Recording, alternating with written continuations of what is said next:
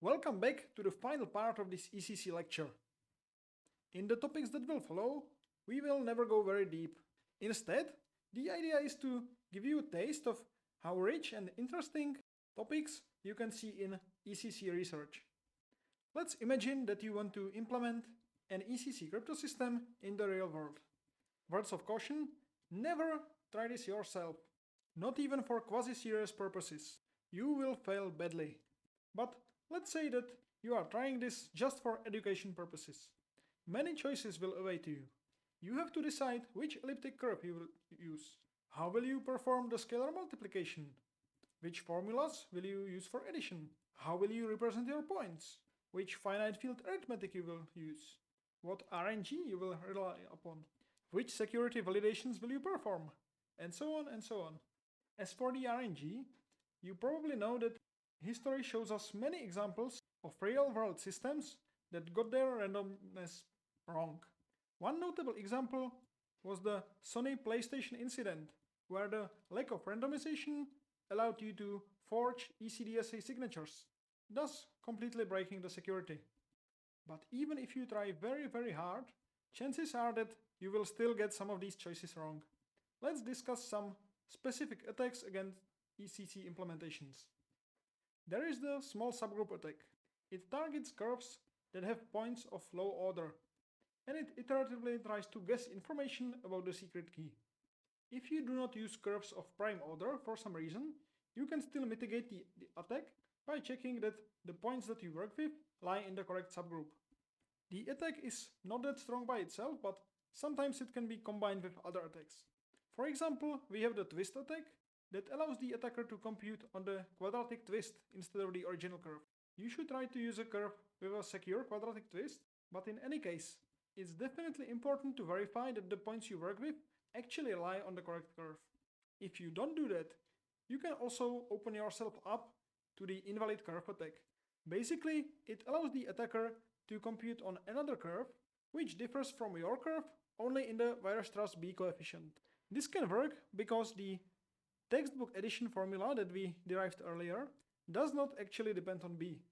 This attack can be quite powerful in some scenarios. Recently, there was also the curveball attack, directed at the Windows Crypto API. It allows the attacker to completely bypass the ECDLP by choosing their custom curve generator and computing their own ECDLP instance. This is quite easy to prevent by checking the generator, but you can see even innocent mistakes like this can have quite catastrophic consequences. Another very interesting category are the side channel attacks. There are many of them and we could probably spend several semesters trying to study them. For now, let me just tell you that they often take advantage of physical imperfections. They can leverage time, electricity, electromagnetic radiation, caches, exceptional arithmetic cases, and much more.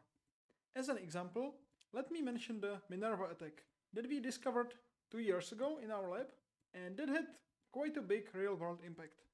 You can read the details on our website if you are interested. The problem was that the affected smart cards and cryptographic libraries used the scalar multiplication algorithm that leaked the bit length of the ECDSA nonce via time. You can see the dependency in the picture. Even though the amount of information is quite small, it adds up after collecting several hundreds or low thousands of signatures. Using lattice reduction techniques, we were able to utilize all the information and completely recover the private key. But let's put side channel attacks aside for now. The topic of choosing specific elliptic curves is also quite interesting. For the purposes of compatibility, we would like to have only a small set of secure curves.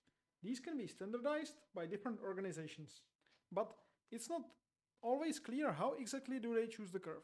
And when the process is not very transparent, it's only natural to ask if it's possible that some weakness or even a backdoor is hidden in the curve.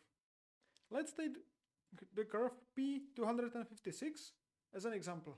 It was designed by the NSA and standardized by NIST. The B coefficient of the curve was determined based on the diagram below, basically as a hash of some seed. But even though the seed is public so that everyone can check it, the problem is that the choice of the seed was actually never explained. And given the NSA's history, this can cause some trust issues. For example, it turned out that the NSA had a backdoor in their random number generator, and they even paid some companies for making this generator their default one. By the way, this also included the RSA company. So you can see that the situation is complicated. On this slide, you can see the timeline of the most relevant ECC standards. Some of them, like the French, Chinese, or Russian one, do not give almost any explanations for their choices. Other standards try to give at least some reasoning, and some of them go quite far to reduce your paranoia. But still, it's fundamentally difficult to have a complete transparency. That's why we are developing the Dissect project in our lab. You can find it at our website, together with a public database of standardized curves. We also generated a large number of simulated curves, and we are trying to distinguish these from the standardized ones in any way possible. You can see some examples of that on the images here. Our assumption is that if a weakness is present in a curve, it will manifest itself via a statistical deviation of some property. But of course, the hard part is choosing which property to study. We are still working on this and the project grows ever larger, so feel free to check it out. There is also a modern generation of elliptic curves that are gaining popularity. Probably the most prominent is the Bernstein's curve 25519 and its Edwards version. These curves are quite different than most of the older ones. They are optimized both for performance and for resistance to misuse by developers, which leads to a higher practical security. They were also generated in a more transparent way. Probably the most notable difference, however, is that instead of the Weierstrass form, they use the Montgomery and the twisted Edwards form. One consequence of this is that the cofactor must be divisible by 4 in that case. You can see that the geometric addition law looks quite different from the Weierstrass form case. For example, the neutral element is now also an affine point, which simplifies things a lot. These curves have quite a high potential, and if you are serious about ECC, you should definitely study them more. But this whole time, we have been talking about crypto systems that are based on the ECDLP. And that's also true for pairing-based crypto, by the way. But what about quantum computers?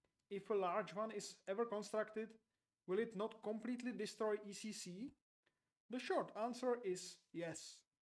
However, there are problems based on isogenies of elliptic curves, which are some maps between the curves with special properties. And so far, it seems that these problems will be very hard even for quantum computers. This could lead to isogeny-based crypto being an important part of the post-quantum crypto. There are two main schemes in this area, which are called C-side and Psych.